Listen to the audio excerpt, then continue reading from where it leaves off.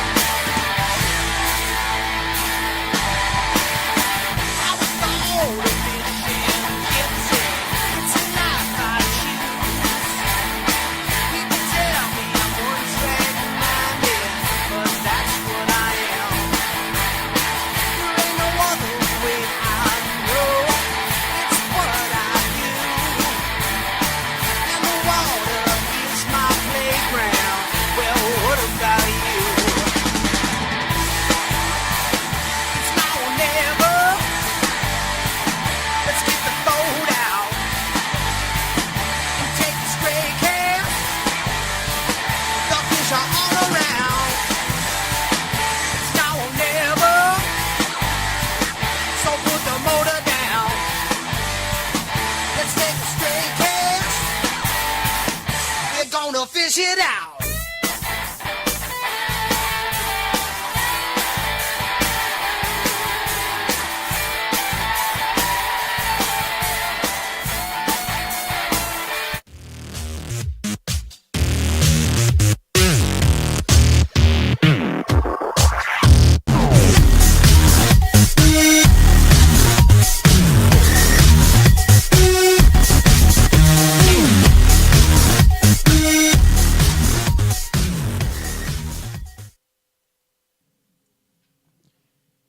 And a new day will dawn for those who stand long, and the forests that are flooded will echo with bassers.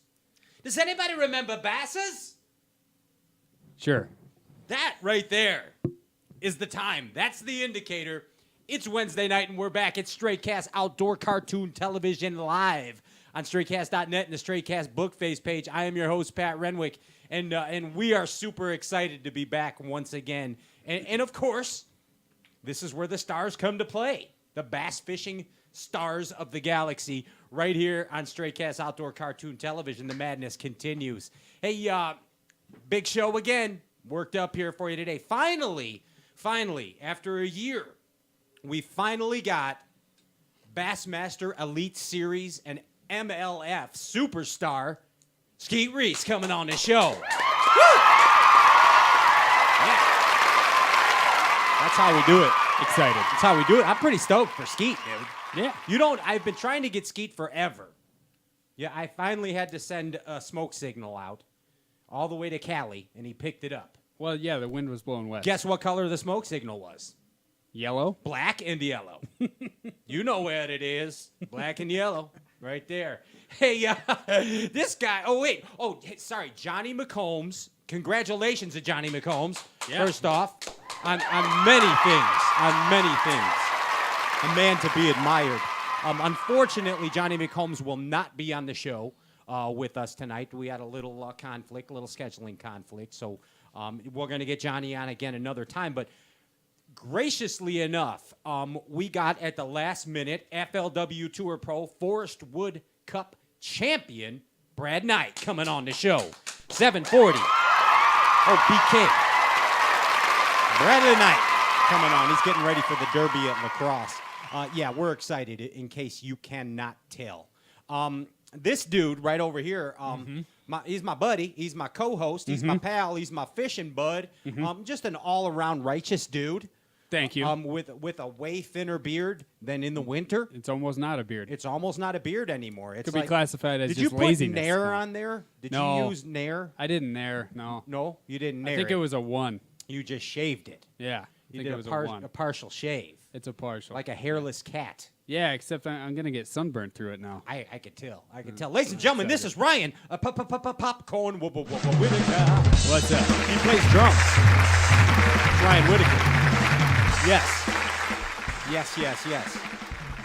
The dude over here, he's the original HHF. And HHF stands for Harley, fanatic, and fisherman. He's a Harley fanatic and a fisherman. That's HF. Harley. F. He's the HFF. Oh, I thought it was HHF. HH. Harley Hansen. It's the hip hop fisherman. It's a Henley Hansen. He's the original hip hop fisherman. This right over here is James P. Hey. Hello. Birthday every week. Every week it's his birthday, and we love him for that. We love him for that. Producing the snot out of this thing, no holds barred, cage match. This guy, as I tell you many times, he is the super glue that keeps the trailer on the jig. Ladies and gentlemen, the Ginger Ninja, Andrew Ellenberger. Yes, that guy. He just flew in from Kentucky Lake, and boy, are his arms tired. Let me tell you. Hey, I get no respect. Hey, it's a little Rodney Dangerfield joke right there. Hey. Triple Lindy. Oh, struck out on that one. Struck out on that one. Hey, big show. We're going to get right to it. Put the power poles down. Don't go anywhere. When we get back, it's the legendary Skeet Reese. Right, y'all.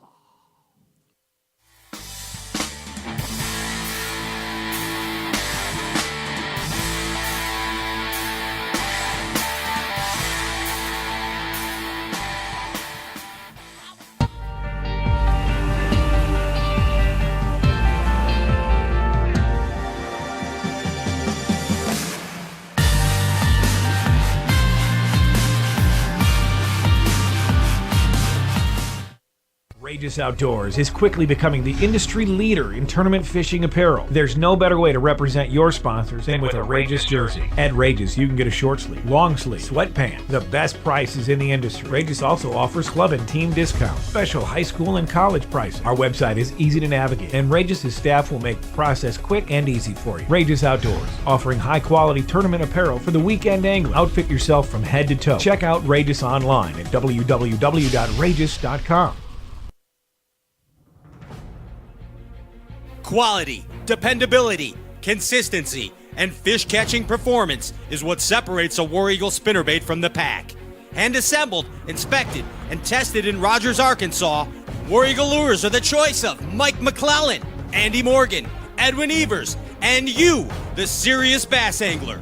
War Eagle lures, when you absolutely have to catch fish. Find War Eagle lures at your local tackle store or visit wareaglelures.com today.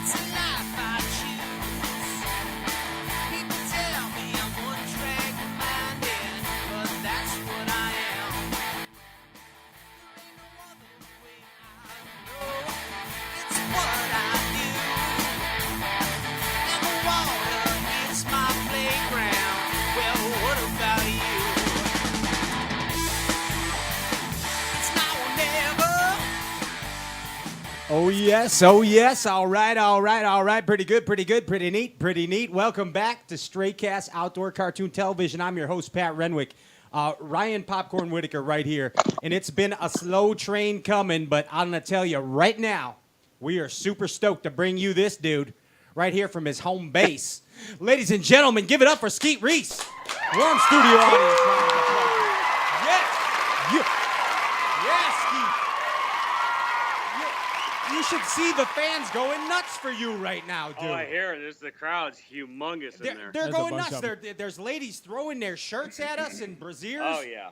You can't even tell. You can't even tell. Dude, They're invisible. finally, I've been trying to get you on this stupid show for a year, and finally you're here, dude. Well, somebody actually has to work. Yeah, what do you call this? Bass show hosting ain't easy, We're dude. working hard over here. Yeah. Yeah, I see that. Yeah. I am a hard one to track down. You are, dude, but I finally pinned you down in an airport or on your way to Jackson. I'm always on a plane going somewhere, You're whether always- it's do a tournament or a promotion or something. So, yeah, I keep pretty busy. You are a So it's not that I'm blowing you off. It's just it's priorities, all right? Priorities. You are a So Bass and obviously Rocks. you were not that high on the priority. You were Well, not okay, that high. you brought me down. Now I'm here. That's good though. But at least my mom let me use the basement to do this show, so I'm pretty thankful for that, Skeet. Cheap rent. You gotta love cheap rent. Gotta love it. And she's got tater tots ready for the whole crew afterwards. Keep the meatloaf coming. Yeah, we're doing good. But dude, seriously, really excited to have you on the show, and thank you so much for taking time out. But I mean, you've been at this for what, 20 years now? 21, 22 years, something? Wow, why are you trying to date me? Yeah, Jeez, no, not like that, but, you know. That's, gosh, I fished my first tournament, 33 years ago. Wow. Yeah, I joined Redwood Empire Bass Club when I was 14 years old. So that was my first tournament. But I've been fishing full time, like actual living at it since 1997. Since 97. All right, so Dang. let's It's bring like it. sounding old, isn't it? Yeah, Like, you know, woo! I mean, dude, I called you a legend coming into this deal because you are a legend. You really are, whether you like it or not. I mean, dude, you've kind of staked your claim here. But let's go back. I hope I'm not done staking it. I'm trying to stake some more real estate. Oh, out dude. there. More staking. Constantly, more claims to be stuck in, if that's proper English.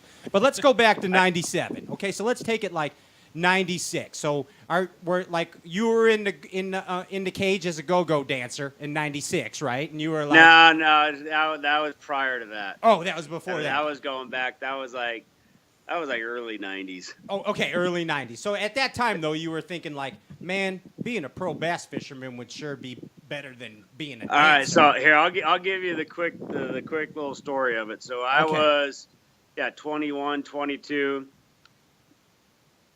Just like any 22-year-old, you think you're invincible, you think you're the best. I wasn't your normal looking bass fishing. I mean, I had like, I guess it was back then, it's almost more mullet-like. It was like Duran days. That's awesome.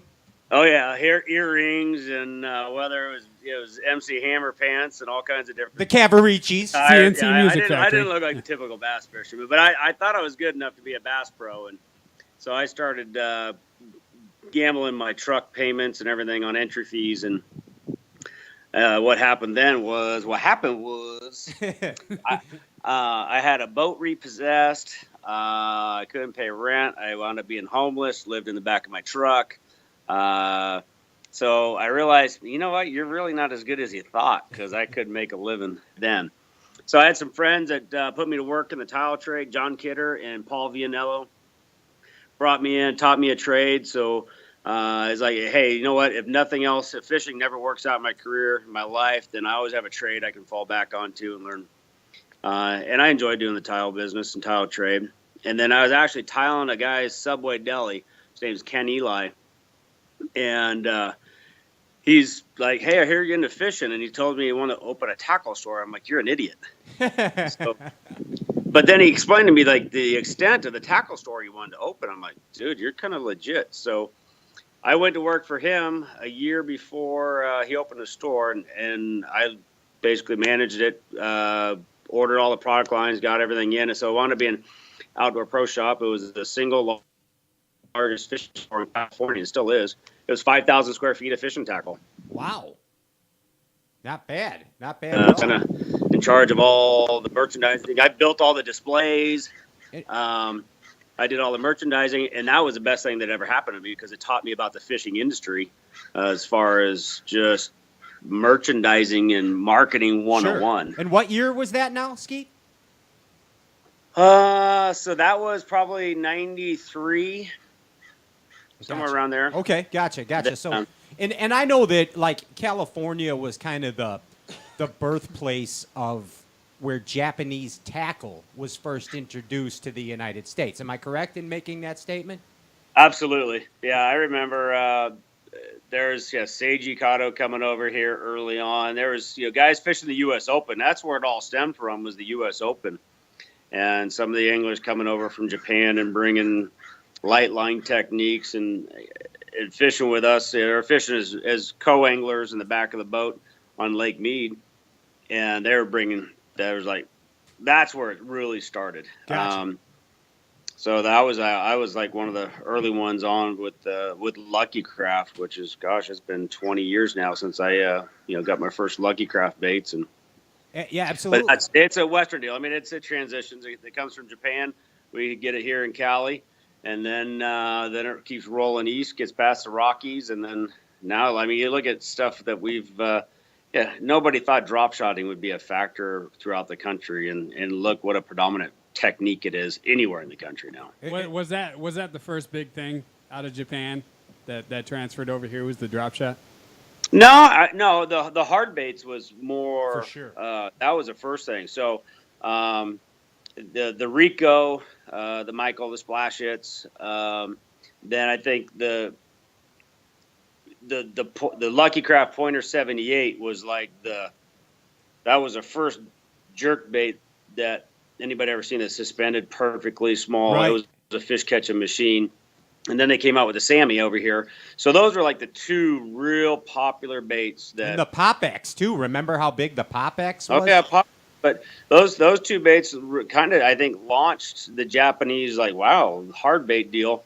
And then the soft plastic thing, the drop shotting came in after. And I'll give Aaron props for that. I mean, he was the Aaron Spin Martins. Dude, it's so easy, man. You guys are stupid. You don't know how to catch fish. That's Aaron. That's a good one. That's my Aaron Martins invitation. That was a great one. So, but he did. He made us all look stupid out here. Like we couldn't catch a bass. He's out there with a 5-pound line and a little worm, and he just crushed us when we were like, "Whoa, what are we doing?"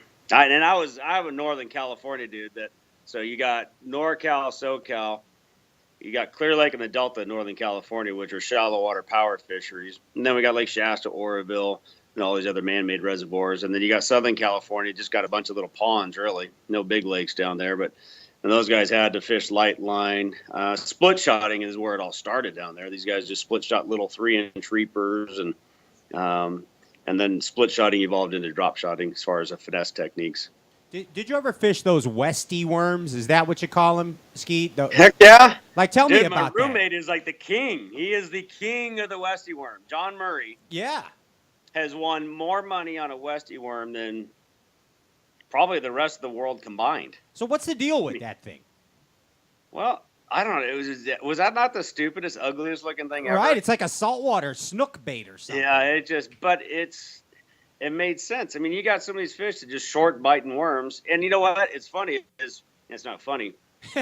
There's a whole group of Southern California guys that are in the know that when they fish out here on these spotted bass lakes, they're making their own Westy worms now, and so they're making them look a little sexier, cleaner. Got the tails, line threaded through, and the whole deal with the Westy worm is you got a hook sticking out in the very butt end of the worm. So when the fish just short strikes like that, especially a spotted bass, anybody's ever done that, I mean, it's like dun dun dun dun dun. I'm like, would you just finally eat it? Well, the Westy worm, as soon as they grab a tail, they got a hook in them. They're done. But there are a group of guys out here still doing that. So is that like, I mean, do you fish a Westy worm like are you dragging it, or is it? Dude, I haven't fished a Westy worm in I don't know how many years. Is it like I don't even know, do they make them anymore? I don't know. I just remember seeing it in like that California Bass magazine I used to get when I was 25. I used to see that thing, and I don't even remember. If anybody's got them, it'd be Angler's Marine down in Southern California. And There you go. Folkstead has a whole garage full of them. Probably so. He does. Probably so. He does. He's holding on to him. But let's run it down a little bit, man. I mean, I like to go through the history with you guys. I mean, 8 wins on the trail. 2009 Bassmaster Classic champion. You remember that one, right? No. Yeah, okay. Fleeting memory. 2007 AOY, $3.2 million in winnings. Now, do you know how many pounds of bass you've caught in your BASS career? Not a freaking clue. Well, our statistician, JP High, knows that. He's the hip-hop fisherman. JP, tell Skeet how many pounds of fish he's caught in his career. 7,809 pounds, 8 ounces. Wow. A round of applause for that one. Right there. That's a lot of bass. Does it mean anything, though? Yeah, it's a lot of LBs. Do I get a It trophy translates for to that? dollars, Did get I a believe. paycheck? Yeah, you did. You got lots of paychecks Well, I for guess that. I did get a few paychecks along the way with that. That's Over like $3 million. Yeah, that's like 6 kilos of bass right there. It's pretty good. Well, yeah, I mean, and that's just my bass winnings. So yeah, I mean, I had a whole career out here as far as fishing on the West Coast, so I made a few bucks out here. Yeah, And dude. I've won Redman regionals, and so won bass tournaments, won a few boats. So I don't know, I've done okay. Dude, I'm not you're- done yet, though. I know you're not. But when did you feel that you kind of hit your stride, dude? I mean, when did you kind of feel like you'd arrived? When did the Skeet swagger start? I think the swag started when it was in '97. That was when Bass announced they were coming out west with the opens, and that's when I was working for Ken at Outdoor Pro Shop, and I didn't. It's like I told myself, I know I tried it before, but I was pretty much young and stupid. I was like, I don't want to live with regrets. And so I quit my job. I had $3,000 to my name. Started a guide service. Just thought I could make some money on the side, trying to fish I'm fishing tournaments. I come to realize I suck as a guide because I have no patience for customers. Can't cast. But I was fortunate where I won my first 5 tournaments I fished. Wow. So I won a regional. So in 3 or 4 months time, I won like 40 grand. Wow. And that took like all the pressure off me from there on out. And then Bass finally, then they came out west. First season of the Opens, I won the points title, Angler of the Year, whatever. Qualified for the Bassmaster Classic that year. And then it's just been riding the roller coaster ride since then. And so that was the turning point right there.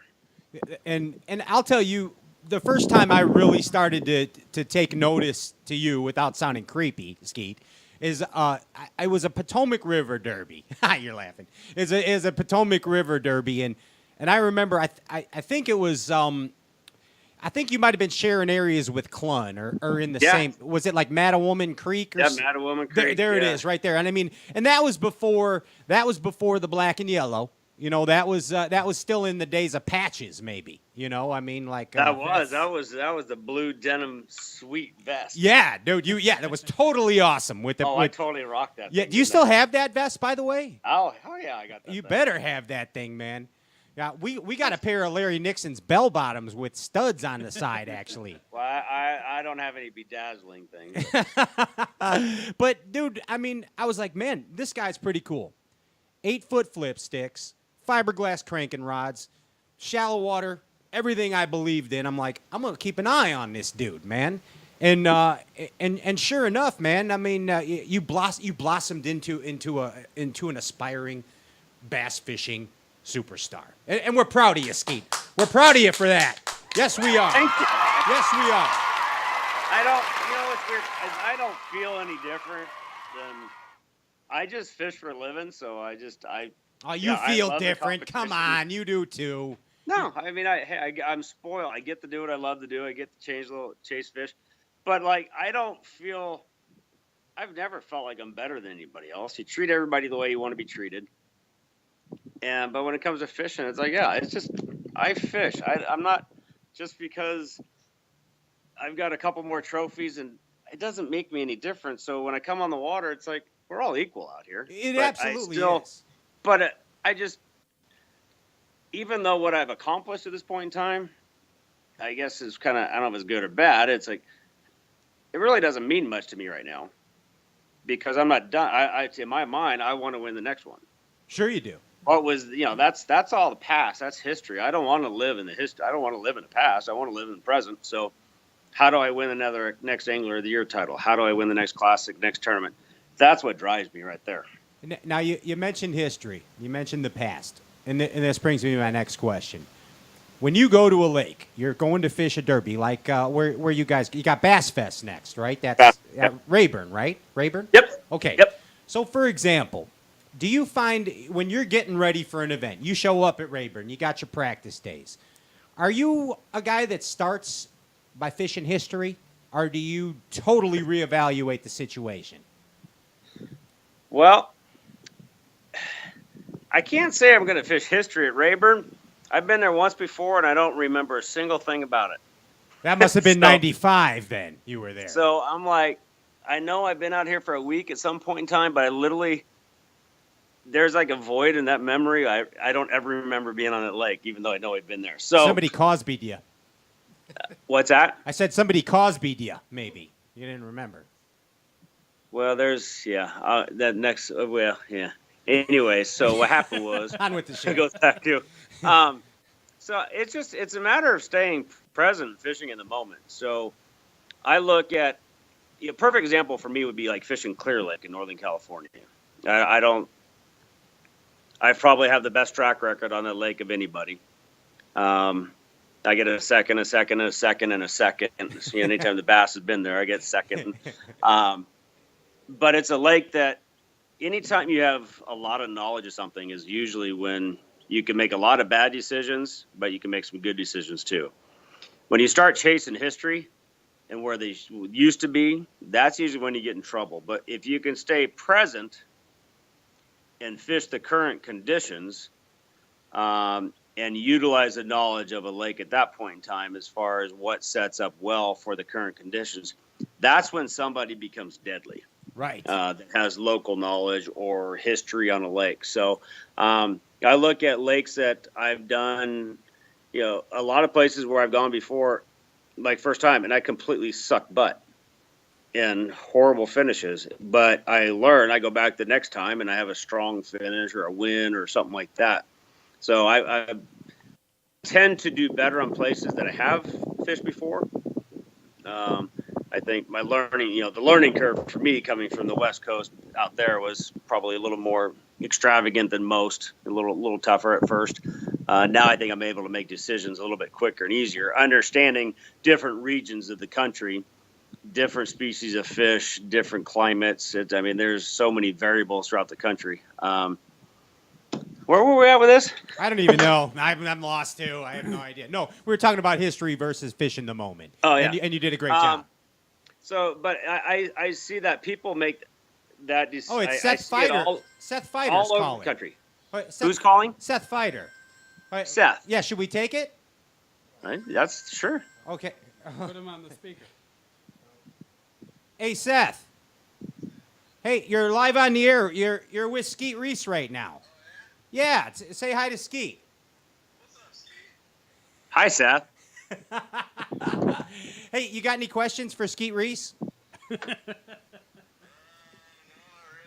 Hey, I appreciate you calling me back, Seth. We're in a pinch. You mind if we call you back here in a little bit? Yeah, that's cool. All right.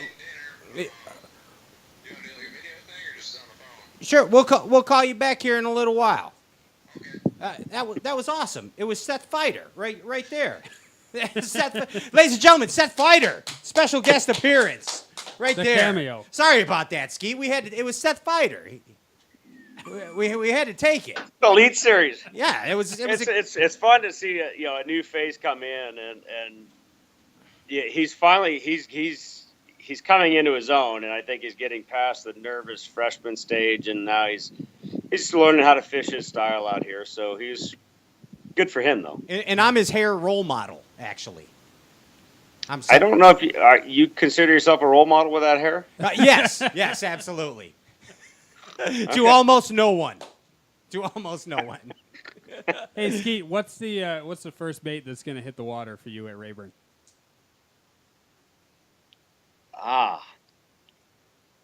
Well, Do you have one of those baits where when you go to a lake, it's the first bait, you just got one that you're going to throw that you have a ton of confidence in? No. See, my whole thing on Rayburn is I don't know whether I'm going to be going shallow or deep.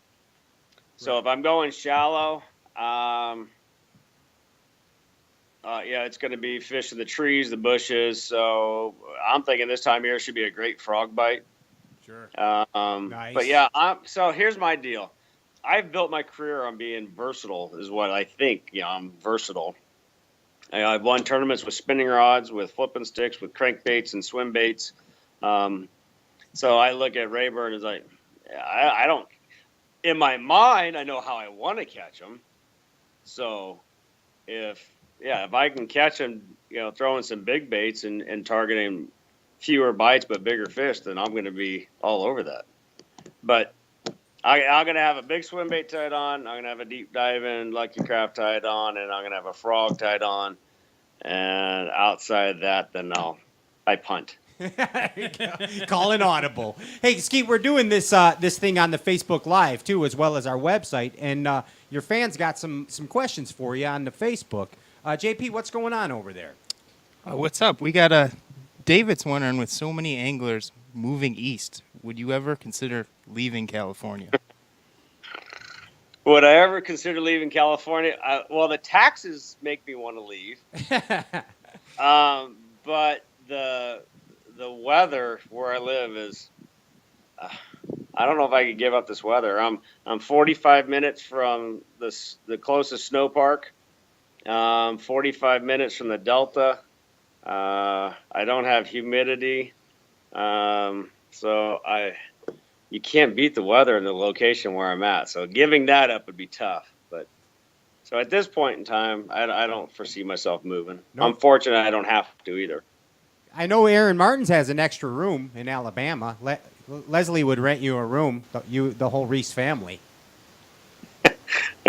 She's going to borrow the trailer. I got stories on Aaron, but we're not going there. No? Come on. You can't say something. I got this. Yeah. Well, it was myself, John Murray, Byron Velvick, Aaron Martin. It was and then Brett Height came into the mix. It was just a wild West Coast crew that we used to just it was fishing and having fun. No doubt. To dance together. Yeah, we got Aaron's coming on in a couple weeks. But last time he was on the show, he was telling us how he got chased by a cougar. What was her name? That's what I said. That's exactly what I said, Skeet. And it was a real cougar. He's like, no, the cougars watch me when I'm running. And I'm like, what? So apparently that happens in California. Actually, you know what? We had a cougar sighting about maybe a half mile from my house just a couple weeks ago. Yeah, they're everywhere, those cougars. Oh, yeah. Yeah. Search California cougar on the Google machine. See what happens. You might get some really interesting images. Yeah. Hey, let's go back to history. The evolution of technology in bass fishing. I mean, you've been around it long enough where you remember guys doing flyovers. Flyovers of lakes to see what was going on. You've done it, right? I've been there, done that. I mean, you don't have to do that anymore. There's the Google Earth or map, whatever the hell you call it, and now the evolution of modern fish finders, dude. You could do everything on your Lowrance. Everything. We can break down a lake faster than we could ever break one down before. That was the only thing advantage for flyovers, and guys would just trying to see watercolors, sandbars, grass, whatever.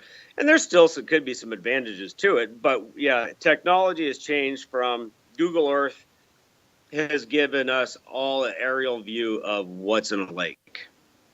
But since with Lowrance and structure scan, side imaging, the sonar capabilities now,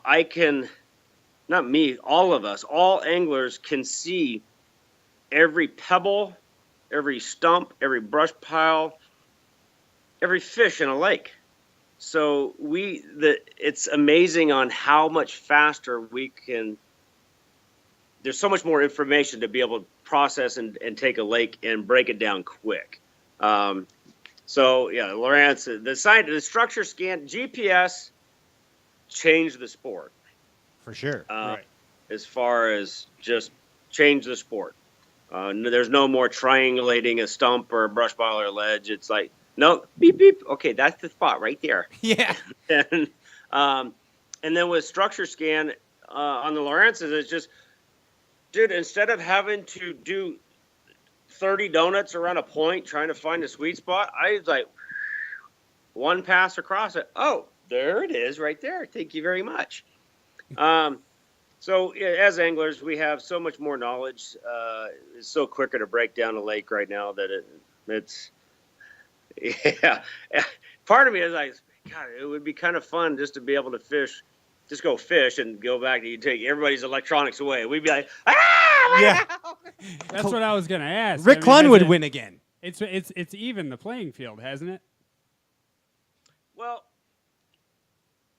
it's even playing field as far as the information that an angler has. But this is what separates the goods, the greats from the average weekend.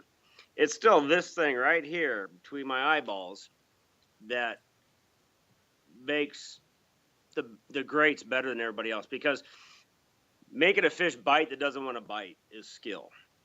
Lure presentation, boat alignment. There's so many more variables other than, ooh, there's a school of fish on my Lawrence right there.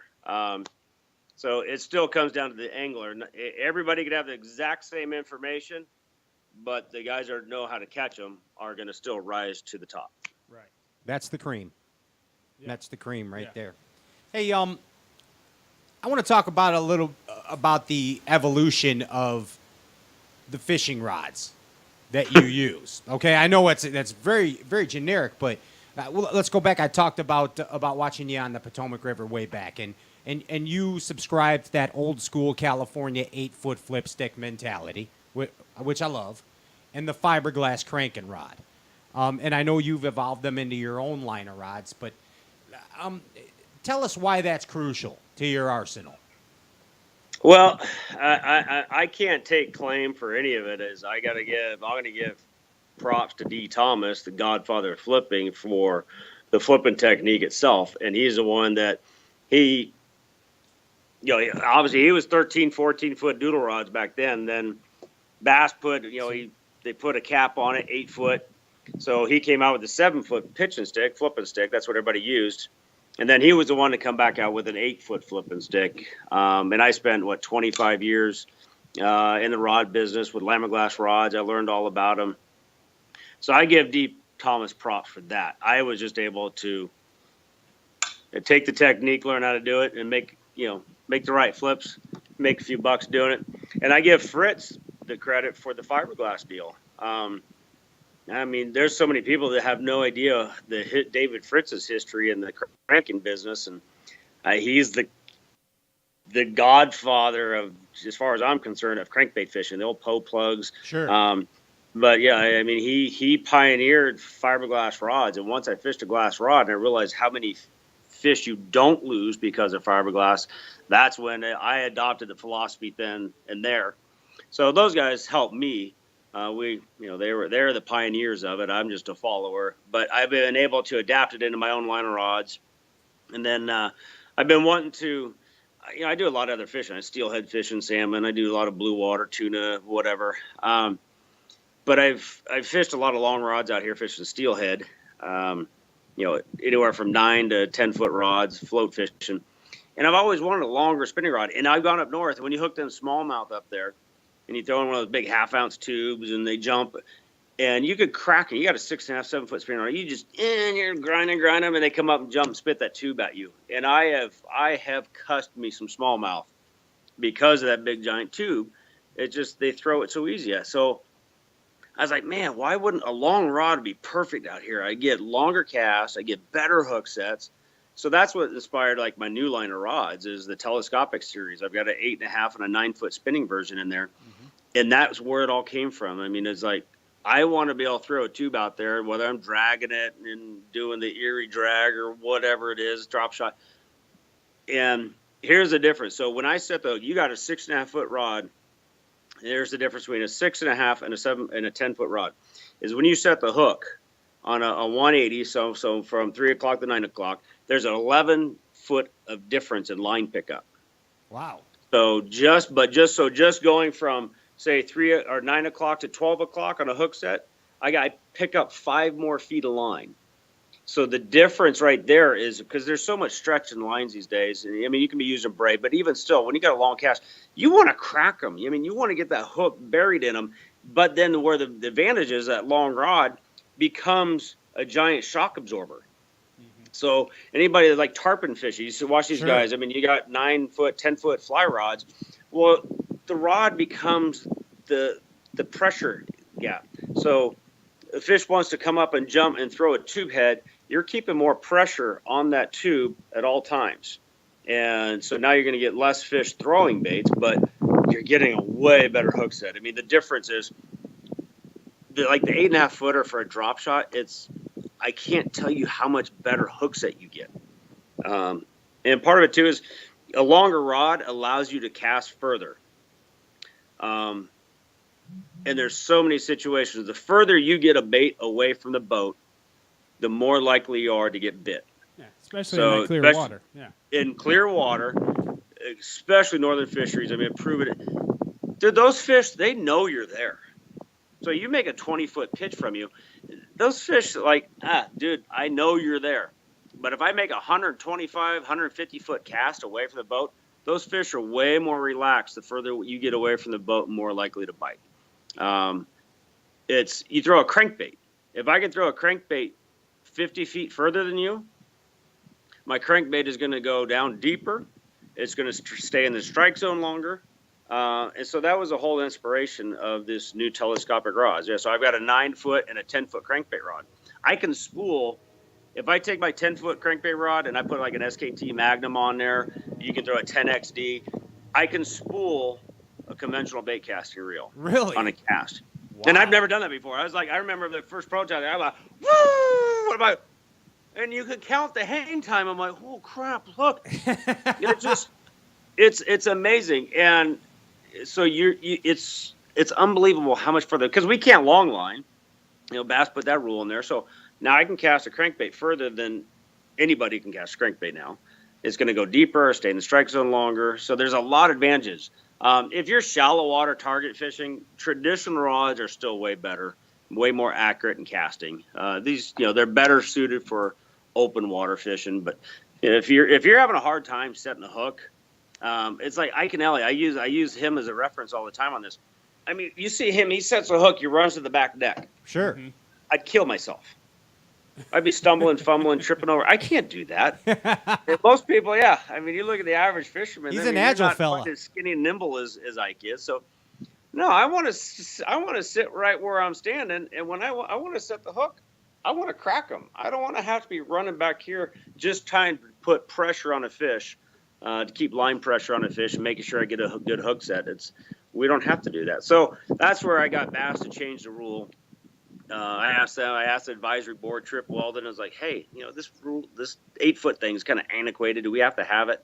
Everybody voted unanimously to change it. And so that was the inspiration and the birth of the 10-foot rod. I didn't ask for 10-foot. I just wanted a longer rod. I wanted 8.5, a 9-foot rod. They put a 10-foot limit on it. So fair enough. Yeah. Be careful you don't snag your observer. Yes. And speaking of rules, this is perfect. Hey, I will tell you this, that when you got a 10-foot rod on the deck, and I had this in Okeechobee, so I got a 9-foot flipping stick, and you got an 1.25 ounce punch weight on the end of it, and a pit boss, and it's just bouncing right between your co-angler, your marshal's legs, because that comes way off the deck. These guys are like down there going, whoa! That's a recipe for disaster. Yeah. Right there. Hey, speaking of rules, Skeet, there's a new rule that Tripp just came up with. We were at dinner earlier, me and Tripp. We were at Red Lobster before we came here. And absolutely, I'm sure. Yeah, and Tripp's he's got a new rule, and basically the rule is that it's called the wild card rule. So he's going to pick an angler every derby, and that angler gets to eliminate another angler from the competition. Okay. Now, let's say that you're the wild card. You draw the wild card, and who are you eliminating from that particular derby? I don't care what body of water it's on, what derby it is. Oh no, see, no, that all goes into the equation right there. Okay, well let's go. Let's say Dardanelle, the next regular All right, then stop. I'm kicking Jason Christie out. Christie's out on Dardanelle. Yeah, we go to Rayburn. I'm going to kick KVD out. He's gone. How about St. Clair? I'm kicking KVD out again. St. Lawrence River. It's not that I don't like him. I love him, but I'm like, I know. Well, how about St. Lawrence River? Who's out there? ooh. I'm going to kick Aaron out of that one. Oh, he's gone. He's gone. Aaron Martin's Aaron, gone. peace out, brother. And Champlain. Who's out at Champlain? Champlain. Who am I going to kick out of Champlain? I'm going to kick Hackney out of Champlain. Oh, he's gone. The Grassmaster's gone. Out. He's gone. Well, okay. So, see, do you like this rule or what? No, because somebody's going to kick me out of somewhere. Comes around, goes around. Hey, you ever been on a game show before, Skeet? No, I can't say that I have. Okay, well, you're about to It's be trying on to make me nervous where this is going. Yeah, you're about to be on a bass fishing game show, and this is called What's on Your Mind. Okay? So what I'm going to do is I'm going to give you a word or a phrase, and you tell me the first thing that pops into your mind. Ooh, this could be bad. It's going to be now. phenomenal, or it's going to go careful. horribly wrong. We're going to find out right now. What's the censoring here? There's no censoring. This is the internet. This is the dark web, actually. This is a place beyond. This is beyond the pines, Skeet Reese. Mr. Jackson, give me a beat. We got that? Ah, yes. Welcome to the Bass and Match Game. I'm your host, Pat Remley. Today, professional bass angler Skeet Reese is playing What's on Your Mind. Skeet, the first word to you is fugu. Fugu. Well, F you too. Fugu's that Japanese puffer fish that can kill you if you eat it. I've actually eaten a lot of it. Have you? Oh, yeah. And he's live I've to been tell in about Japan it. many times. Live to tell about it. You did it correctly. Geyser. Calistoga. Calistoga. Overrated. Overrated. Yes. I don't know. You're a bass guy. Come on, you got to be quick on your feet. pushing Come on. it I don't know.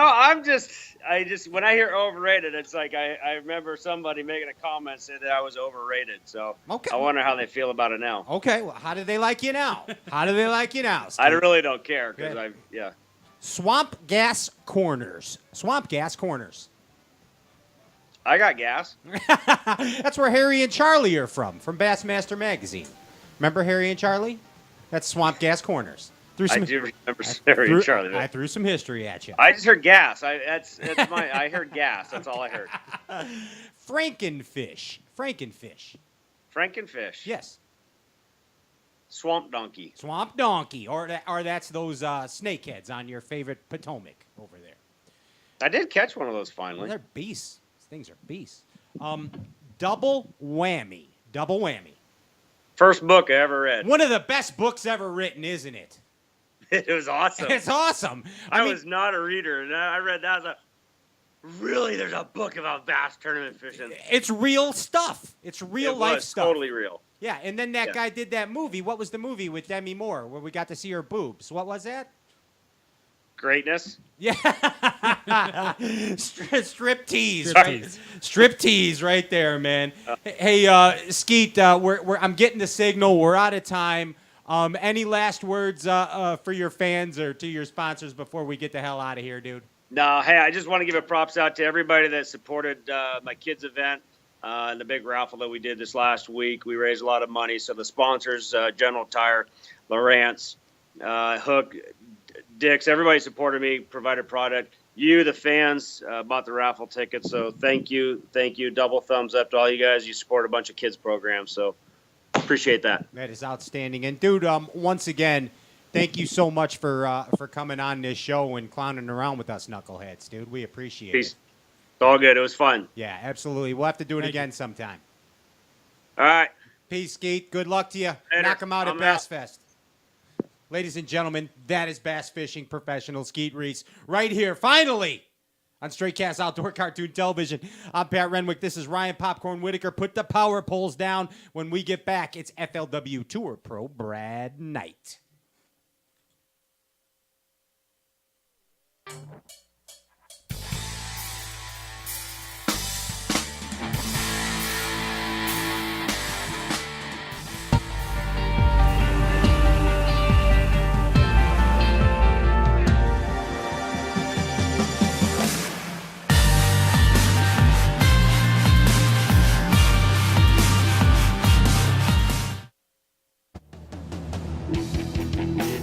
Stank's Bait Company has been hand pouring and injecting soft plastic baits since 2009. Each bait is hand poured with you in mind, and each bait is injected with fish catching juice. They've got over 20 baits to choose from. And Stank's Bait gives you unparalleled custom colors, and they'll match the hatch of your local lake forage. Plus, they feature soft plastic custom airbrushing, and now they offer their services to you and your soft baits. So pretty you'll want to frame it. But don't, because the fish aren't going to see it on your wall, and they're not going to smell it till you get it in the water. You can find them online at stanksbaitco.com or at Tackle Warehouse, Fisherman's Central, Sportsman's Direct, and DNR Sports. Stank's Baits. Get them.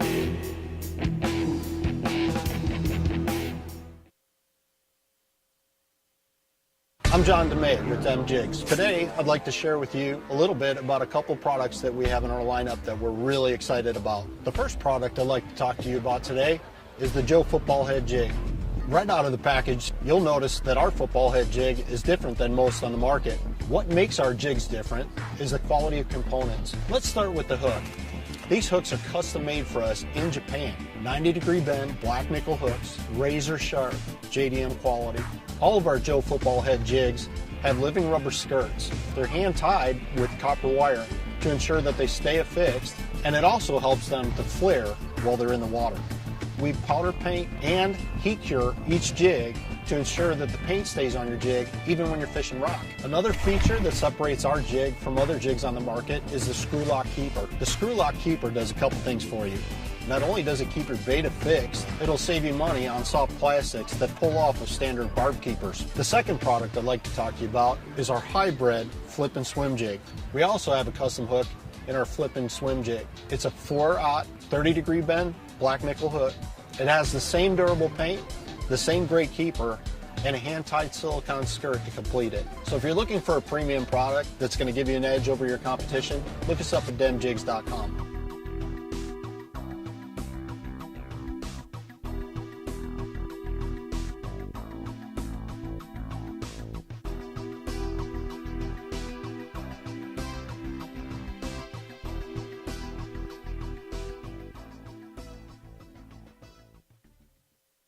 PH Custom Lures by Phil Hunt are quickly becoming the most sought-after custom balsa baits in the industry, from the Little Hunter to the Squeaky P. These baits are pure quality, handcrafted, hand-carved, and hand-painted. But most importantly, they flat-out catch fish. PH Custom Lures has a bait for any situation in a magnitude of colors. Check out the Old School, Straighter, and PH Custom series at phcustomlures.com. That's phcustomlures.com. The swim jig technique is one of the most successful ways to put fish in the boat. Time in and time out, Brovani Bait swim jigs are just the right tool for the job. Beaming with quality, the Brovani swim jigs come in a myriad of colors, feature the best premium hooks and solid trailer keepers to give you, the serious bass angler, the confidence you need to accomplish your goal of putting more fish in the boat. So go to BrovaniBaits.com and start climbing the ladder to swim jig success.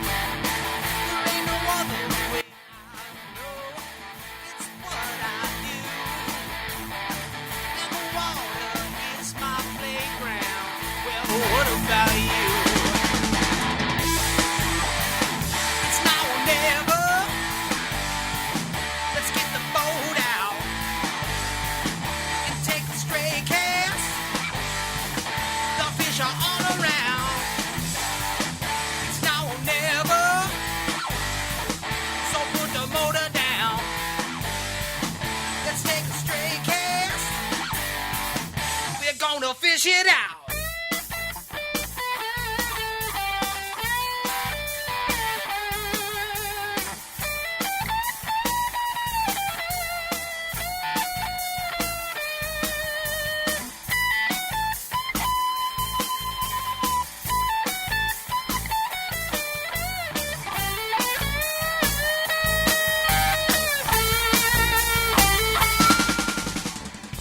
Welcome back to Stray Cast Outdoor Cartoon Television. I'm your host, Pat Renwick. This is Ryan Popcorn Whitaker.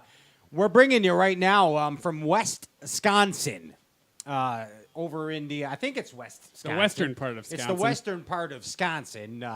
He is a bass fishing professional. He's a Forest Wood Cup champion winner. Ladies and gentlemen, we bring to you Brad Knight. Yeah, ha, ha, ha. Yeah. Hey, Brad. How you doing, dude? I'm doing good. Hey, hit that video icon on your phone. You're on the thingamajigger, and then we can see you. How's that? I still can't see you. Can you see me? Yeah, I see. How many fingers? Oh. How many fingers is Ryan holding up?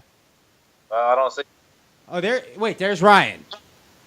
We still can't see Brad, but he can see us. I'm high-fiving you right now on the internet. Can you see? I got you. You see that right there? That was an internet high five. All right, I guess we're doing the phone Skype then, and not the video Skype. But that's okay, Brad. Thank you so much for last minute coming on this show right here, dude. We really appreciate it, man. Hey, my pleasure.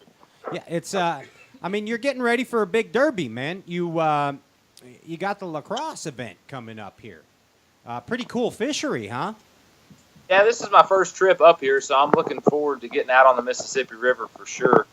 And coming up the end of the week, we're also going to be doing a deal with the Brian Robinson Foundation. And several of the FLW guys are going to be taking out the Minnesota Viking players and coaches for his charity that he runs. And we're real excited about that, to kind of get out and get a little bit of a look on the river on the pools 4 and 5, I believe, that we're going to be going on. And a great cause, too. So anybody out in the Wabasha, Minnesota area, make sure you come to Slippery's Tavern and bid on a chance to fish. I'll have Fat Cat Newton in my boat. So there's no shortage of laughs going on. We there. love that guy. Yeah, and a lot of the guys. So it's going to be a really cool opportunity. If you're in the area, make sure you stop by and check us out. You got to go to Slippery's Tavern. That sounds like a sounds like a fun place. Yeah, it sounds a little crazy right there.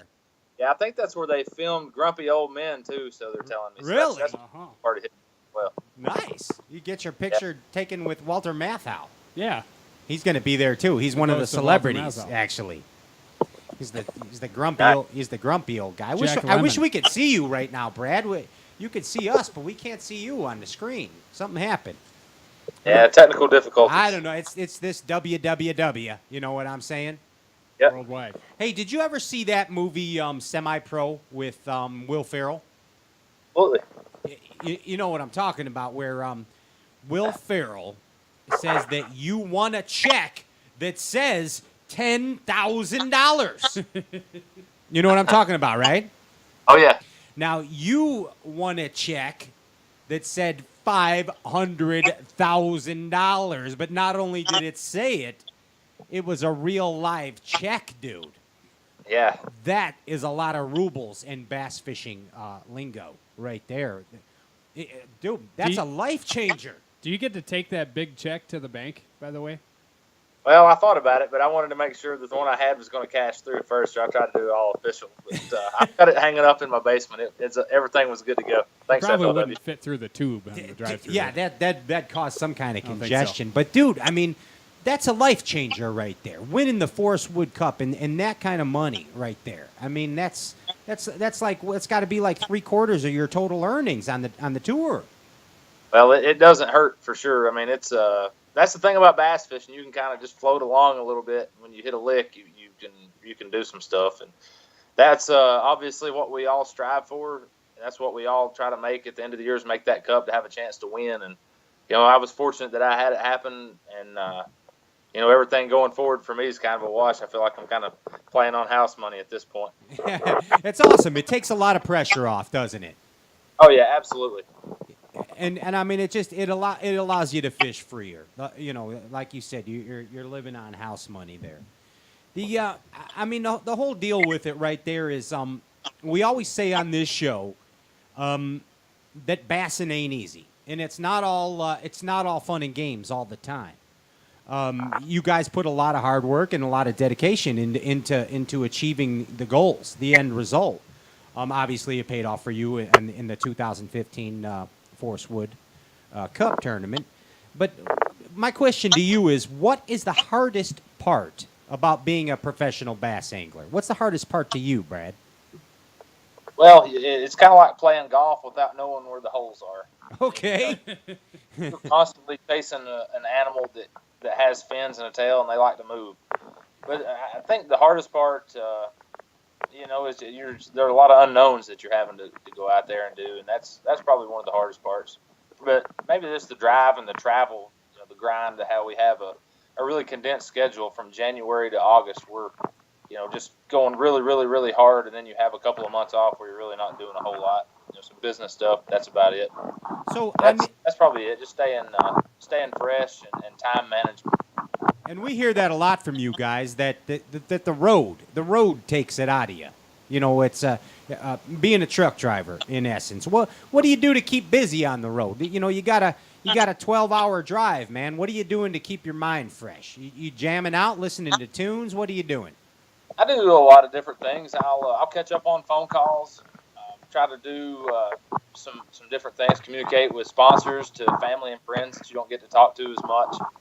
All the way, sometimes I'll hit the radio and just kind of go. But a lot of times I just have the radio off and I just kind of reflect on the tournament that's coming up, things that could be happening, and just the adjustments I might need to make, that kind of stuff. More of, I don't want to say meditation, but it's kind of just getting your thoughts together more than anything. But I really got a good setup for travel.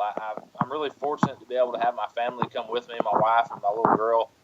We travel full time. We have a fifth wheel camper that we stay in on the road. So I pull it, she pulls the boat with our other truck. So we've kind of got a unique setup there. So that helps out with not being having the homesick part too as well. We leave home, and for 6 months sometimes we don't even see it, but other than a night or two here or there. So, but you don't miss being home too much. Gotcha. That's having your family with me is definitely a big key. That's huge, and you see a lot more of you guys doing that these days. I know Brent Chapman on the elite side does that with his family. I know Brandon Palaniuk's traveling with his girlfriend, and it makes it a lot easier. It's less pressure and it's more comfortable, isn't it?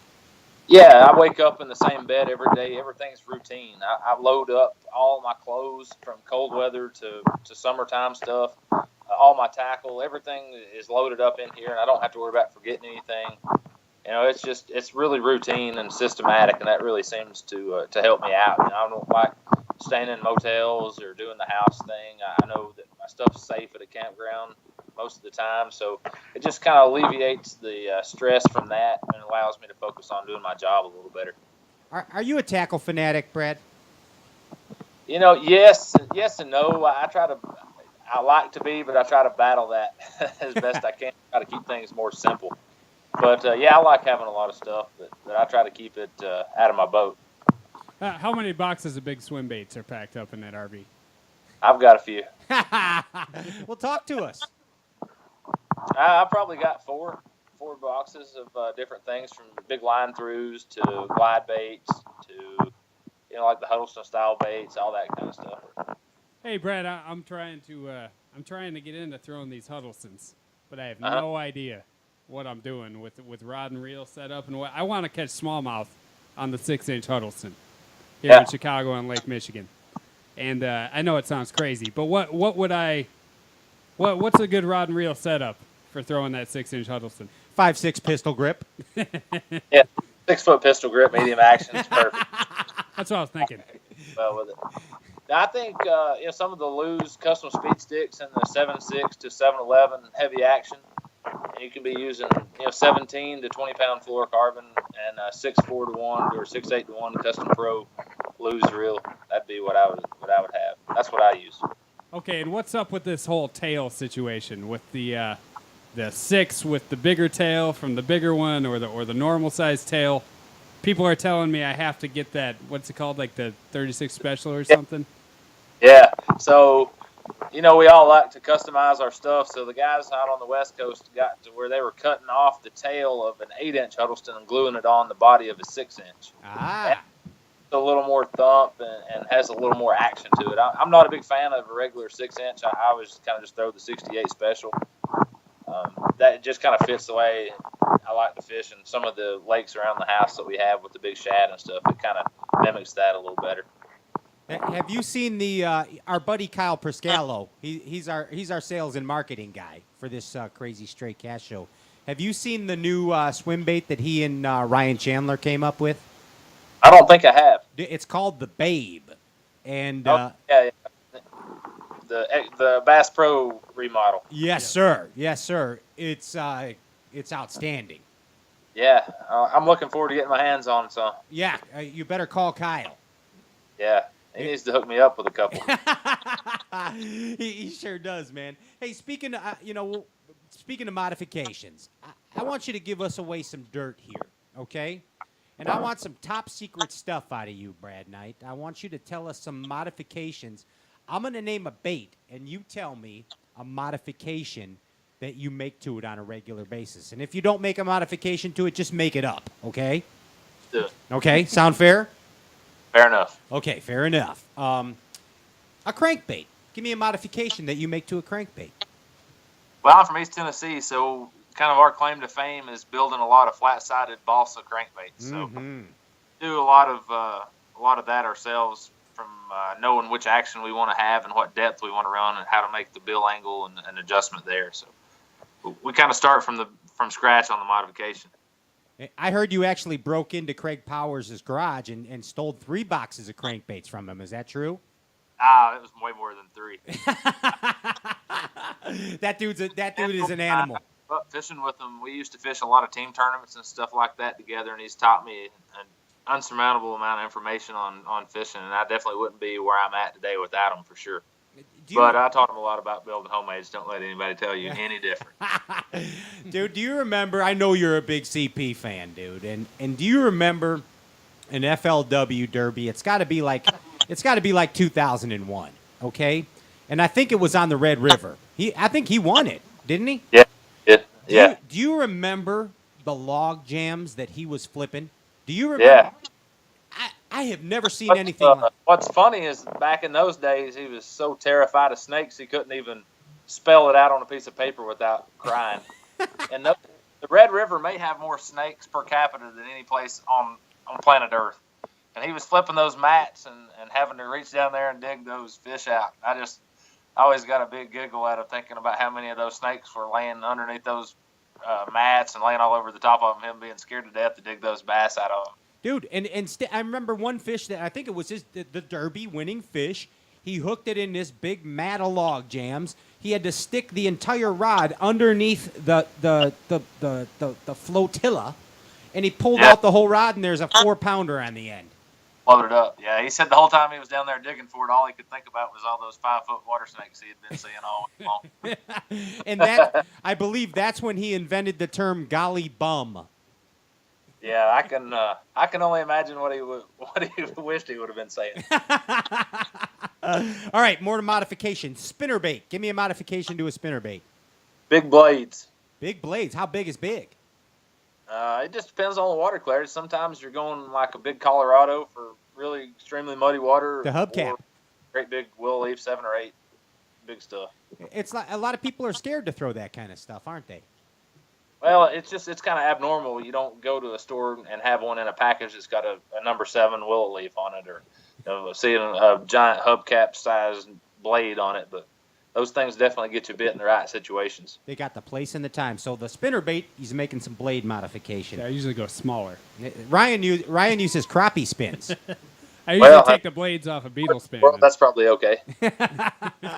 How about a swim jig? You're going to the home of the swim jig pretty soon. Yeah, that's a swim jig. Just different trailers probably more so than the jigs. I think everybody's there's only about 4,000. Everybody's got a signature series swim jig these days. So for God's sakes, if we haven't got it straightened out enough by now, whenever you can buy one off the shelf, I don't know what else you can do to one. But. Well, you kind of were going the same direction I was. Tell me about different trailers and why you would use them and what they do to the swim jig. Yeah, so basically I'm going to have two different styles. I'm going to have something like a Strike King Rage Bug that kind of has like crawl movement on the back of it. And then I'm going to have maybe something with the paddle tail on the back, like our new Rage Swimmer that we came out with this year at Strike King that's got a paddle tail that actually has more of a bait fish movement to it, I guess. So I break it down into, whether I need to be fishing a bait fish style or a crawfish style. And that's more compact versus something a little bit bigger profile.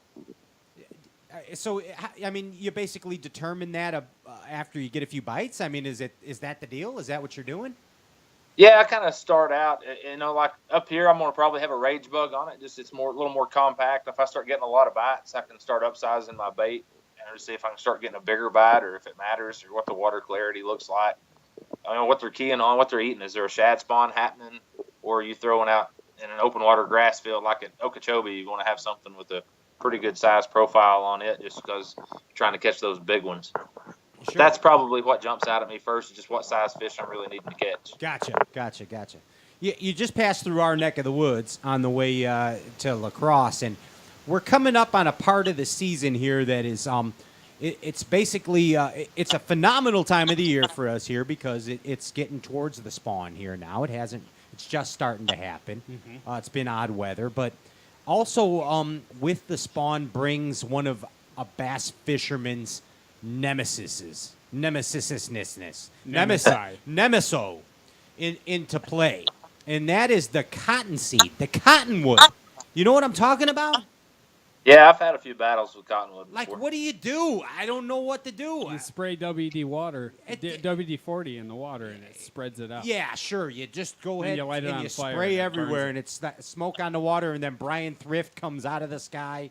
There's all kinds of crazy shit that happens. That's exactly what I was getting at. But I mean, like, do you have any tips for taking that stuff off of your reels, man, once it gets stuck in there? Nah, that's you just kind of cuss a bunch and then just get your fingernails in there and pull it out the best you can. That's all you can do that I know of. I think that's God's way of keeping us away from some spawners sometimes, honestly. Yeah, probably so. Yeah, we got to invent something, Brad. You and I need to get together and invent a trick to keep the cottonseeds off our line. Yeah, I'll be studying on that. I'll let you know what I come up with. Yeah, we can. I got a lab. We can make something up in the lab. That's perfect. See, he's in. I told you this guy's cool. All right. You guys doubted Or me. just go with the WD-40. Yeah. So, hey, do you think bass are smart or dumb? Do we give bass too much credit? We do.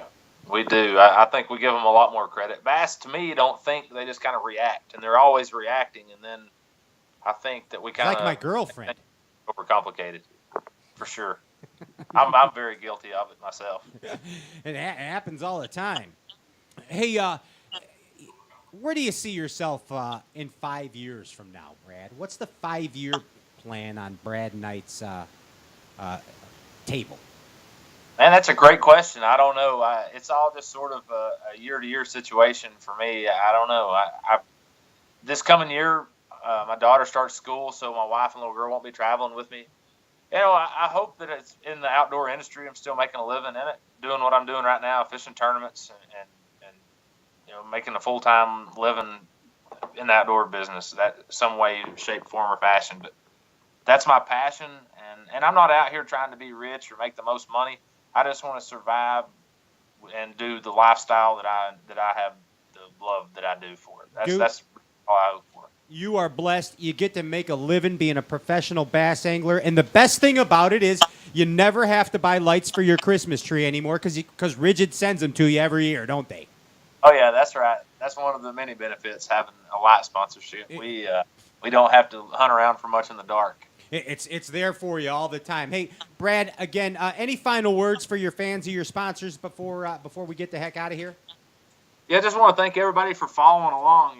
We're truly blessed and living the American dream out there, man. Anybody that's listening that wants to make a living fishing, don't ever let anybody tell you can't do it, because I had plenty tell me that I couldn't, and here I am doing it. So again, thanks for all the sponsors that keep us out here. We have Rigid Industries, LED Lighting, my title sponsor, Phoenix Bass Boat, Strike King Lures, Lou's Rod and Reels, TH Marine, Garmin, Mercury, ARE Truck Caps. They're I feel like I'm blessed to be having the opportunity to work with some of the best in the business, and that's something I was really careful to do. And all through my career is not just take deals just because they were, lucrative. I wanted to align myself with companies because I believed in the products. It's very important. You can't be a sellout in this industry whatsoever, dude.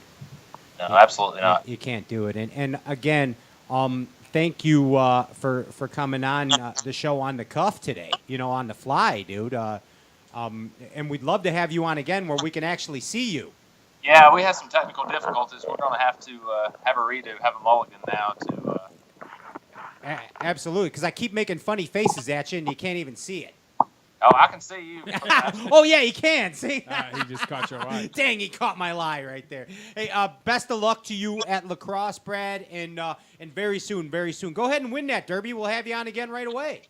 That sounds great. I may just, if I win, we'll just stop in on the way back through. Yeah, absolutely. Come on by the studio, and don't forget. Even if you don't. Yeah, even if you don't. The Brian Robinson Tournament, that's this, when is it? Yeah, it's going to be this Saturday. So Friday night at the Slippies or Slippery's Tavern in Wabasha, Minnesota. You can come in and bid on a lot of stuff. It's going to a great cause. Get to hang out with all the Viking football players and a lot of FLW pros as well. It's going to be a really cool opportunity there. So anybody in the area, make sure you come out and check it out. There it is. Have a good time with that, man. And again, best of luck and always safe travels to you, man. And next time you come on, we'll see if we can get you at home so we can see that giant check that says $500,000. Yeah, absolutely. That's impressive. I'd go to Arby's with that money. That's what I'd do. I have a couple. Hey, take care. Ladies and gentlemen, that's FLW Tour Pro Brad Knight. Yes, thank you so much. Hey, we got a special treat worked up for you here. Don't go anywhere. Put the power poles down for a moment. We have a bass fishing superstar. He's at the bar right now. He's at the bar, and he's going to give us a call from the bar. We got to see what the hell's going on here. Okay. So just hang tight. Power poles down. We're coming right back. We're going to get him on the horn.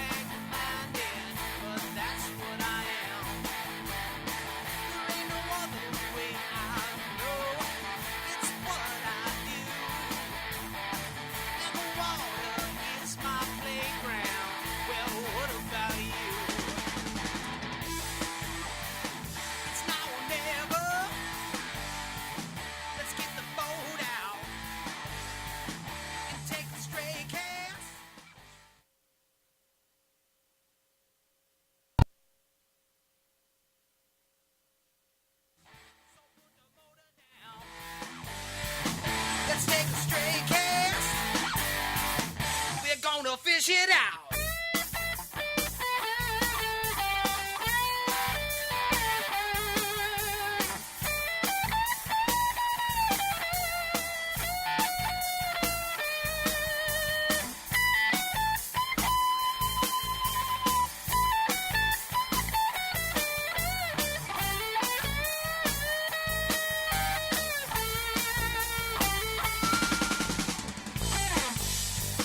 It's now or never. Let's take the boat out and take a straight cast. The fish are all around. It's now or never. So put the motor down. Let's take a straight cast. We're gonna fish it out. Yeah, yeah, yeah, yeah. Ladies and gentlemen, we have a special treat for you right now. You will not even believe what is going on right here. Ladies and gentlemen, live from somewhere in the continental United States, our buddy Seth Fighter is here right now. Woo! What's up, dude? What up, dude? Hey, Oh, not much. Hey, Seth, do you believe I finally got Skeet Reese to come on the show? That's a feat. Yeah, you thought I was kidding you. You thought I was kidding you, didn't you? I did. I didn't believe you. I figured you were calling me because you backed out and you needed somebody to fill in. Well, honestly, I'm not going to lie to you. You're my buddy, but something happened to Johnny McCombs, and he couldn't come on, so I was scrambling to get a guest, okay. But yeah, you got back kind of late, but we're going to have you on anyway because you're our dude, man. You know, that's how we do it here. Heck yeah. Where you Heck at? yeah. Where you at right now? I'm at David Fong's. What? Chinese food / bar establishment in Bloomington, Minnesota. Oh, you're in Thongs? Daniel Thong? Are you saying thong or tong? David Fong. Oh, David Fong. Oh, Fong. Yes. Okay. Yeah, I got you. Are you got some sake? No, just pounded down some lo mein and had a couple high lifes. There you go. The good life. Yeah. You're living the good life. Yeah. Dude, you're doing great this year. Yeah. It's been a surprisingly good season so far, minus Florida. Yeah, I mean a little rough patch in Florida, but I mean, dude, you're when you hung up, Skeet Reese gave you the kindest compliment. He said you're kind of. Oh yeah. Yeah. Oh yeah, dude. He's like, he's kind of finding his place. He said he's finding his. That is sincerely, that is a compliment coming from a guy like that, isn't it? Oh, for sure. Yeah, for sure. I mean, that's cool. You're finding your place in the derbies, man, in the Elite Series. You have arrived, Seth Fighter.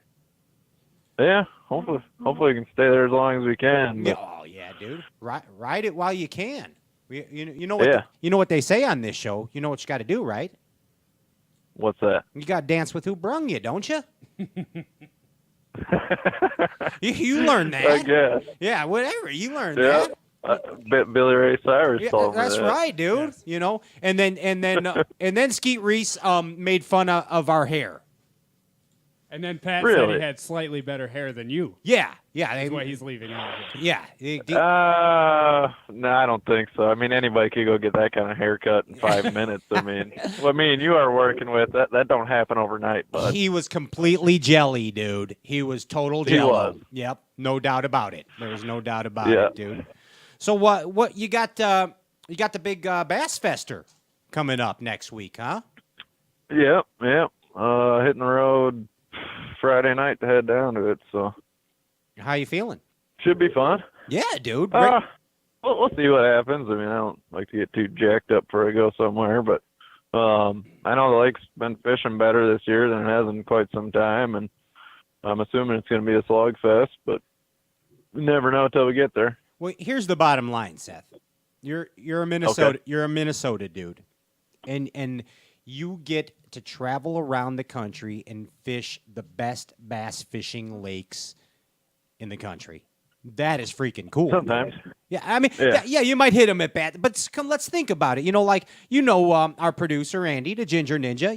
You've met him plenty of times, and he just got back from Kentucky Lake. And he did really good there. Him and Tap Dancing Tommy Billings. You remember we went to the old Sap Ryan Popcorn Whitaker show together, all of us. Yeah. We were your chauffeur. And good times. Yeah, it was good times, dude. Good time. They played country and western, both kinds of music at that show. That was good shit. But I mean, the bottom line is, Andy comes back. And now we're faced with like this armpit that we call like Lake George in Hobart, I mean, I've been there. Yeah, I know you've been there. I mean, I've seen it.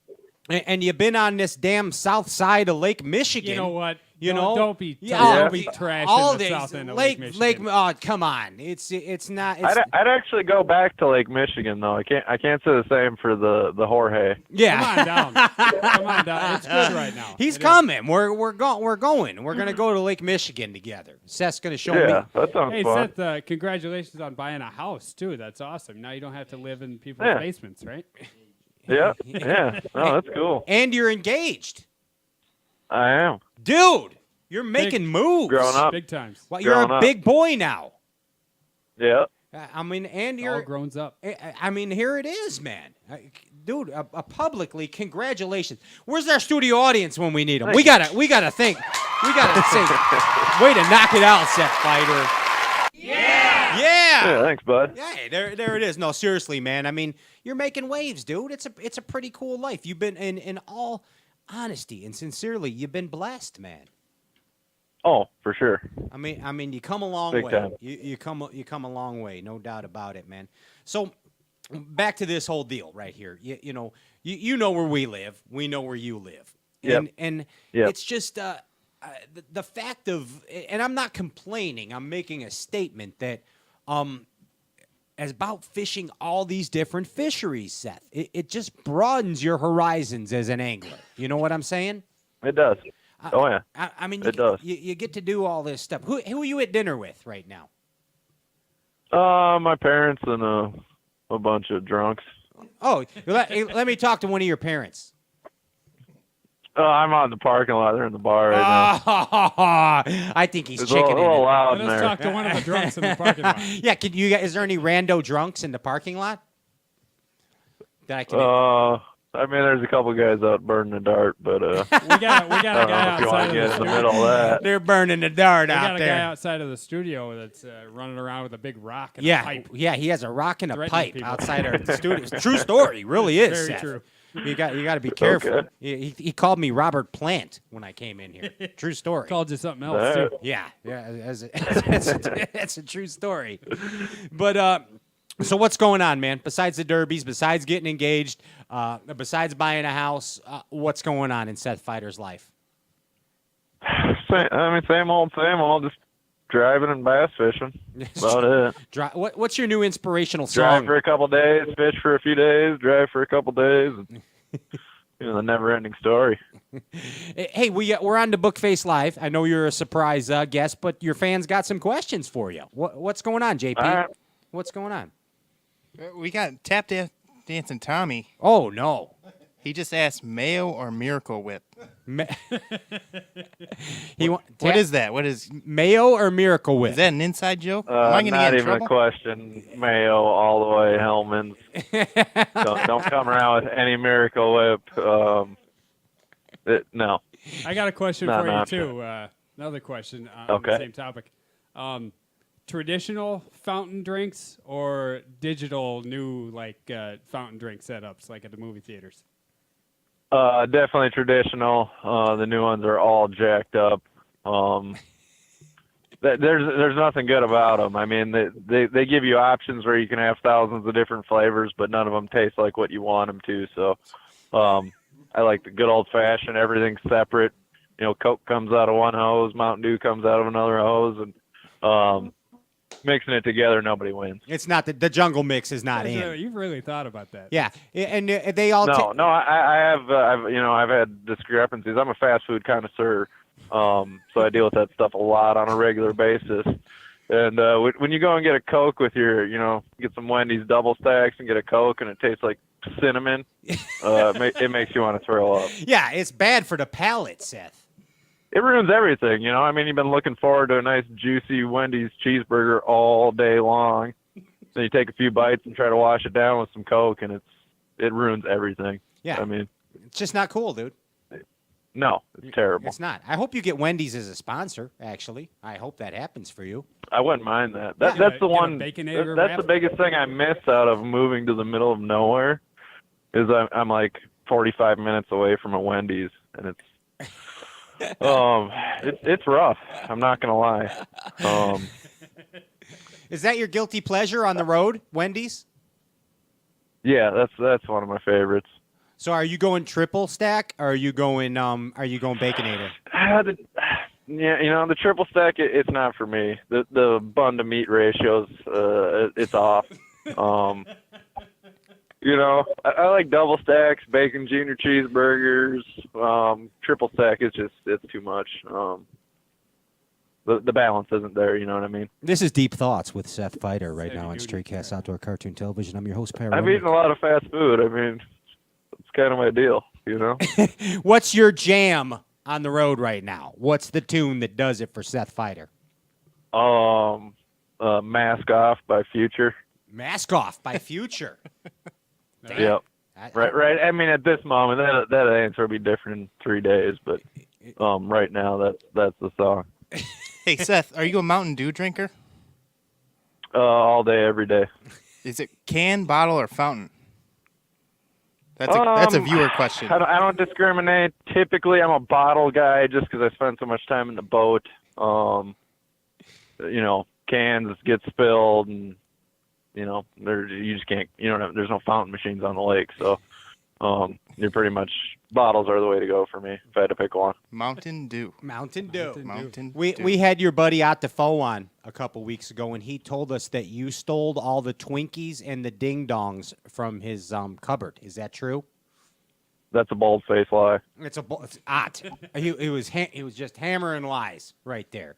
And I'm not a big sweets guy. The only sweet thing I like is an ice cream Snickers bar. Wow. We're getting inside. We're gotta eat those fast. This is like TMZ now. Forget Aaron Martin's diet. Yeah. I'm going Seth Fighter. Yeah, no Aaron Martin egg white stuff going on here. Not a big sweets guy, but ice cream Snickers bars is the deal. I find this way more interesting than talking about how to rig a Senko. Yeah, this is more for us than them, honestly. It is. Yeah, I mean, let's just do this from now on. This is candid stuff. It's candid talk. Any more questions from the book face, JP? We got a question from Brad who wants to know, should he grow his mullet back out? We're getting some dumb ones. Can we get mullet approval? Well, hold on, though, but they don't realize that Seth actually does not have a mullet. He's got the hockey hair. Yeah. I don't. It's just long hair. Yeah. So. Well, I did buzz the side and throw a couple racing stripes in it, but I'm not short up top, so technically I do not have a mullet. But, So you have hockey I'm hair. right there. You have a cross between hockey hair and a Camaro. Yeah. It's kind of a Camaro. And I got some big things planned for this year at the AOI Championship if we make it there. So nice. Look out. Like what? Look Give out. us a little sneak. You'll be proud. Will I? Okay, I'm gonna buzz the sides up a little higher, nice Okay. and fresh. I'm gonna throw 3 stripes in it instead of 2. Yep. And I've been doing a little rummaging at the Salvation Army. I found me a nice little jean jacket I'm going to cut the sleeves off of and, maybe throw a Rapala patch on it. And, You know what I call that? just smash it out of the park full effect. You know what I mean? Dirty. I got a sleeveless jean jacket. Yeah. My only limitation at this point is I can't grow chest hair. You don't need it. They got glue on stuff. I feel like it would really complete the package. I don't know if there's something I can do for it, but that's probably my weak point at this stage in the game. You could glue some on. Yeah, you glue it on. That's what we do. Okay. Yeah. Hey Seth. Right. Hey Seth, what is your all-time favorite confident bait? Oh, there we go. Who asked that question? That's from Ivan. All-time favorite what? Thanks, Confidence Ivan. bait. Confidence bait. Confidence bait? Yep. If it's for largemouth, I'm gonna say a tube. If it's for smallmouth, I guess I'll go hair jig. Wow. Hair jig in a tube. Of course. We knew that was I like to flip a tube. Like nobody really does it anymore, and it gets bites. It really does. I caught like almost all my big fish at Toledo Bend flipping a Texas rig green pumpkin tube. Well, I got to follow up on that because I used to like flipping a tube, and then it seemed like I was losing a lot of fish. What's the hook? What's the hook in the weight? What's your setup with the tube? I'm throwing a 4-aught EWG hook, but the tubes I got that's another part that makes them special. I don't even know who makes them. They're old, and I'll cry when I run out of them. But they're like they're a double dip tube, but they're really soft. Like a lot of problems, like when you set the hook on a tube, the head will slide down and it'll just kind of ball up on your hook, and you won't get a hook in the fish. And this tube's so soft that it doesn't do that. So, did you ever hear about the DT tube? The what tube? The DT. The DT No. tube. It's something. It's a little secret that we learned from David Dudley. And Okay. And it's called the Dudley tube. All right, I'm giving it away. I'm giving away the dirt right now. Is this like a stupid tube? No. It's actually, here's what it is, Seth, and you got to add this to your arsenal, okay? I'm giving away the dirt. I'm giving away the dirt right now. You take a brush hog, full-size brush hog, right? You take those little arms and you rip them off of the side, on each side, right? And then you take it and you snip those 2 little leggies at the bottom off, okay? Not the fat ones, but the 2 ones that hang low, right? You trim them even. The long wormy arms? Yep, you trim them even with the with the flappers. Now you take a razor blade and you slice as many slices into each one of those flappers as you can on each side. Okay? And that's called the that's called the DT tube, and it's deadly. It's the Dudley tube. Okay. The deadly tube, and give it a try, because you're probably going to win Rayburn on it now. Yeah, that's cool. Yeah, and then you just got to give us credit for it. That's all you got to do. That's fair. Yeah, Done. it's called the Straight Cast Tube. Okay. Yeah, it's Straight Cast Tube. We Nice. just owned it. We just owned it. Seth, hey, thank you so much for coming on last minute and goofing off. Yeah, with no us. problem. This is a candid life inside an Elite Series Bassmaster tournament, dude. Right here, from Chow Fang Wang's right From the now. back. He's eating sushi and stuff. Right now, this happened. Lo mein. Yeah, lo mein, no sushi. Yeah. Lo mein. No sushi. We're at a Chinese restaurant. Oh, sorry. Yeah, Skeet didn't know what a fugu is. Do you know what a fugu is?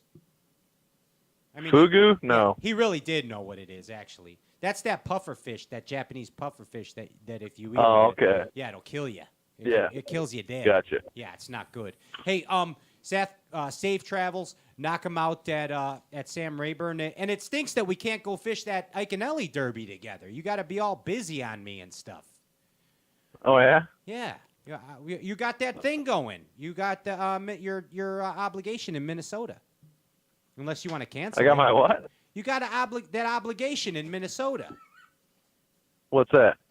Oh, are you not? What is going on now? He lied to you. He lied to me. I caught him in a lie. I didn't lie to you. I said I'd check the calendar. I don't even remember what the dates were. Gosh, I thought we were friends. We are friends. Oh. I wouldn't lie to you and say I couldn't do it because I had something else going on. Unless it was true, but I don't remember what I had going on. I'll get back to you. You're doing something in Minnesota. I don't know. Okay. What it is. Yeah, you got it. What's the date? It's July. It's it's 2 weeks. It's like 8th and 9th or something.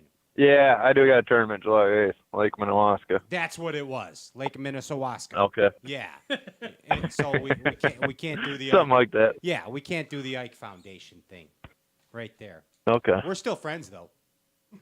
Oh yeah. That's all that matters. That's all that matters to me. That's it. That's my buddy Seth Fighter That's it. right there. Seth, thank you so much for coming on the show, dude. We're gonna have you on again soon. Okay. Yeah, on sure. On the Skype Thanks, machine, guys. so we can see your new house. Seth Fighter, right there. Hey, that wraps it up. That's a lot of nonsense right there. That was really solid. That was fast really food great. I mean, that breakdown. is inside the life of a professional bass angler at Fugo de Chao, eating steak. That's what happened. Hey, I'm Pat Renwick. This is Ryan Popcorn Whitaker. Thank you to all that tuned in. We appreciate your support. Don't forget, we're on the iTunes. This goes up on the iTunes right after the broadcast. Go to straightcast.net for all past episodes on the video machine. And next week, our buddy Greg Hackney coming to us live on the first night of Bass Fest. So you want to catch that one. Hey, all our sponsors, all the viewers, all of you, from all of us, thank you. Peace. Yeah.